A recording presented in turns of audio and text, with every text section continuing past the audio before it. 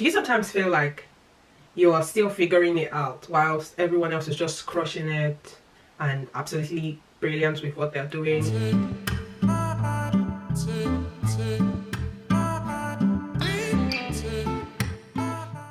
Believe me, sometimes I feel like that. There's also the pressure to have things sorted in your life.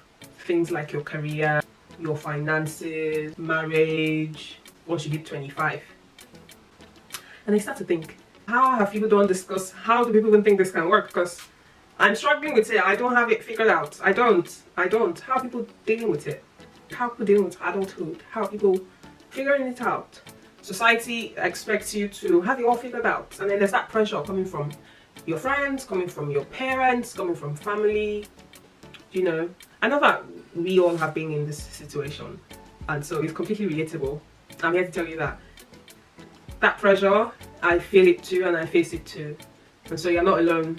Don't let anybody make you feel like you must do that thing now, you must make that move now, you must marry that person tomorrow. No, don't let anybody make you feel like that. You need to make sure that we need to make sure that we are taking our time to make decisions. Hi everyone, welcome to my YouTube channel. My name is Peace David, and on this channel today we'll be talking about some of the issues that we face as young people. We'll be looking at mental health, or protecting your mental health, and some of the societal issues and norms that we face as people in our 20s. And we'll definitely not be able to touch on a lot of points today, but I have picked one or two points that I would like to address. First one is social media and comparison culture.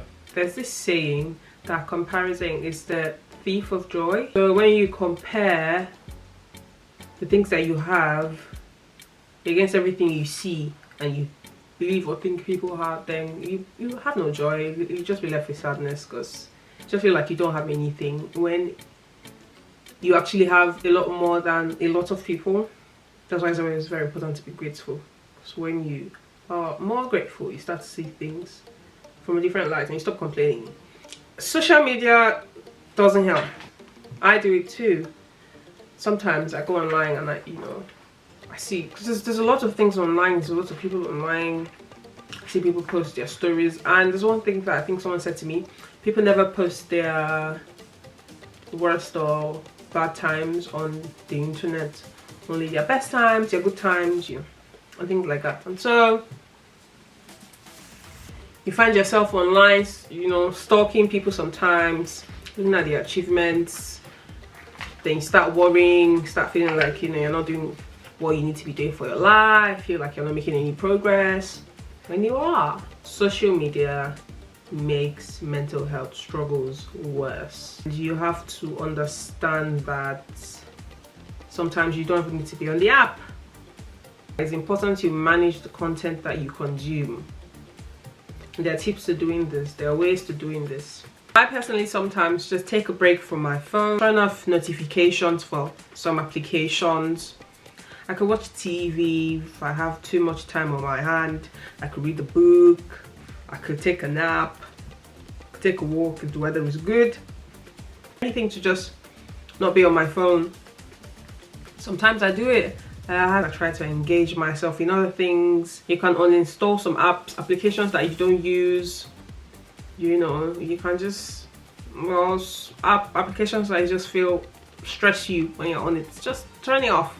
You need to give yourself that blessing of tranquility and peace, and just ease and that quiet. You need to give that to yourself. And the only way I think you can do that, the best way I think you can do that, is by removing yourself from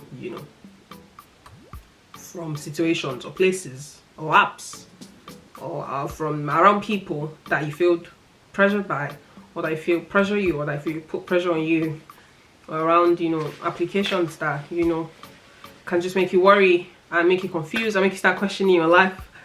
So sometimes it's good to take a break, yes, and make sure that you're checking on yourself.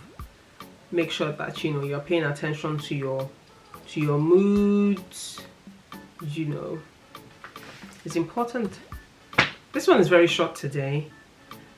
I will try and drop another one, and I'm going to try to make it really long for you guys. Before I go, I have to say that there's also this stigma around mental health and asking for help, and it happens to me. So sometimes I don't want to ask for help when I'm going through stuff, especially when it's something I feel like this next person might not be able to solve. So why should I even ask them?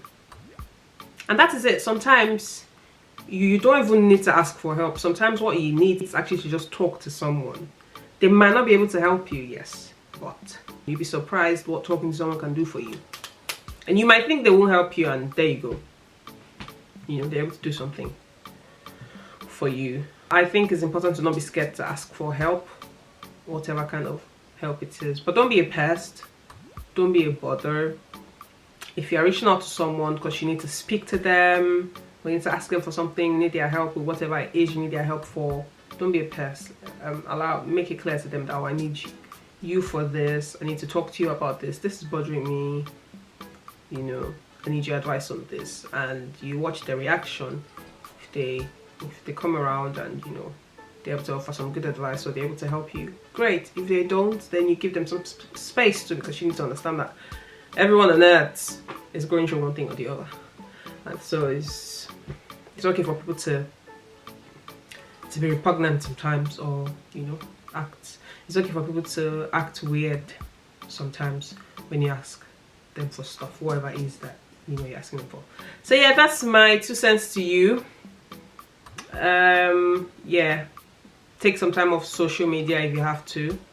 I'm not going to come and be naming all the apps, but you know the applications that you're on that put you on undue pressure. So stay away from them. You know the other things that you could be doing, you know, can make you feel better. You know, pressure is good. Yeah, it's good to be on your toes, so that, you know, because they say growth is deadly, or that's not what they say. They say comfort rather. Yeah, comfort is bad. Then you get comfortable. You don't want to perspire. I get that, but you don't need undue pressure. And don't let it get to you, okay? Until we meet again, I'm peace and have a lovely day. Thank you. Bye.